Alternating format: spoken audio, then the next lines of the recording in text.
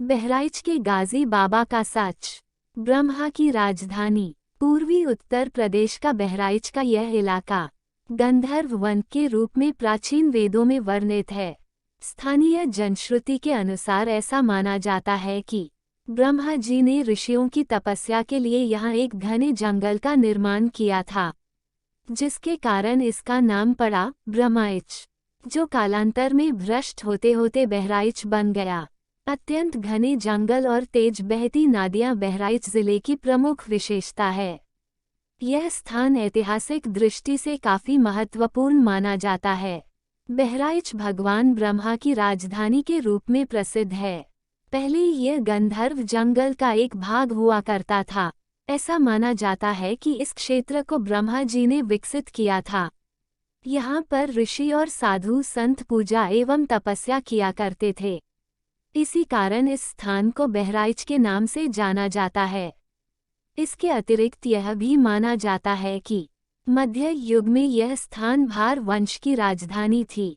इस कारण भी इसे बहराइच कहा जाता है। पुराणों के अनुसार श्रीराम के पुत्र लव और राजा प्रसेनजित ने बहराइच पर शासन किया था। ऐतिहासिक परंपरा के अनुसार इस स्थान पर, जहां आजकल सईद सालार मसूद की दरगाह है, प्राचीन काल में सूर्य मंदिर था। कहा जाता है कि इस मंदिर को रुदौली की अंधी कुमारी जौहरा बीवी ने बनवाया था। दरगाह के अहाते को बनवाने वाला दिल्ली का तुगलक सुल्तान फिरोज शाह बताया जाता है। हिंदू मुस्लिम यहाँ सैयद सलार ससूद के मकबरे पर आते हैं, जो एक अफगानी योद्धा और पीर थे।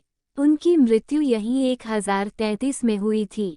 बहराइच में हजरत सैयद सालार मसूद गाजी की दरगाह है, जिस पर हर साल मेला लगता है। हजरत सैयद सालार मसूद को गाजी मियाँ, बाले मियाँ, बाला पीर, पीर बहलीम और गजना दूल्हा के नाम से भी जाना जाता है। उनकी दरगाह पर भी उसी तरह हिंदू मुसलमान मन्नत मांगने और अपनी श्रद्धा व्यक्त करने आते हैं, जैसे वे अन्य सूफी संतों की दरगाहों पर जाते हैं।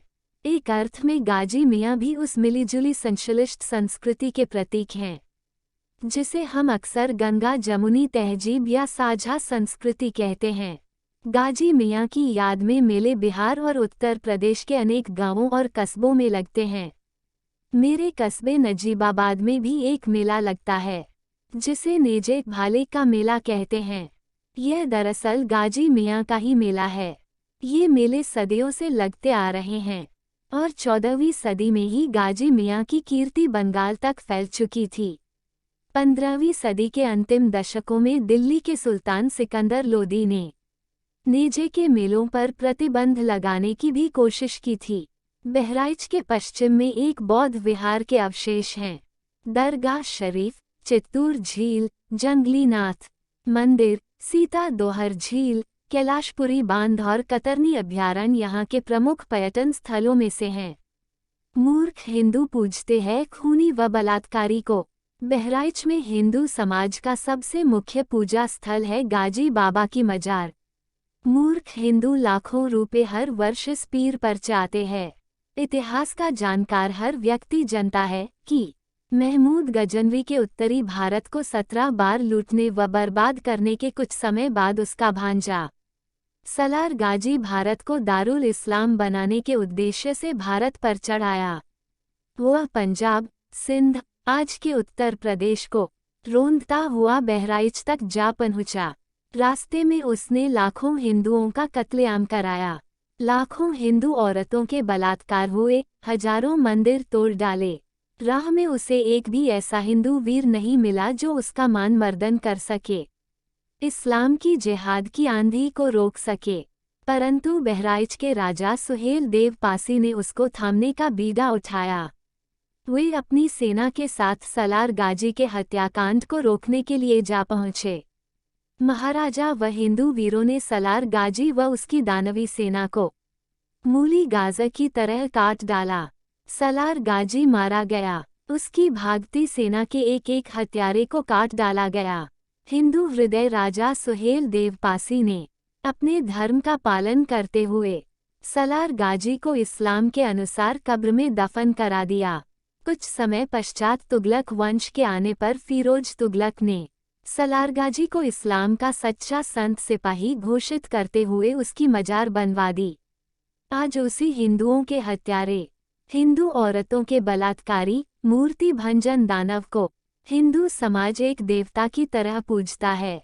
सलारगाजी हिंदुओं का गाजी बाबा हो गया है। उसे देखकर बहुत डक हुआ कि हिंदू वीर शिरोमणि सुहेल देव पासी सिर्फ पासी समाज का हीरो बनकर रह गए हैं और सलारगाजी हिंदुओं का भगवान बनकर हिंदू समाज का पूजनीय हो गया है। अब गाजी की मजार पूजने वाले ऐसे हिंदुओं को क्या कहे। आशा है आपको ये जानकारी पसंद आई होंगी और आप अपने जीवन में इनसे कुछ जरूर सीखेंगे। हमें कमेंट करके जरूर बताएं कि इनमें से आपको सबसे अच्छी कौन सी जानकारी अच्छी लगी। अगर जानकारी अच्छी लगी हो तो इस वीडियो को लाइक जरूर कीजिएगा। अगर आप इस चैनल पर पहली बार वीडियो देख रहे हैं तो इस चैनल को सब्सक्राइब कर लीजिएगा ताकि आपको एक और नई वीडियो प्राप्त हो सके। अगर आप पहले से सब्सक्राइब कर रखे हैं तो कमेंट बॉक्स में कमेंट करके जरूर बताएगा कि ये जानकारी आपको कैसी लगी। जय श्री राम लिखना ना भूलें।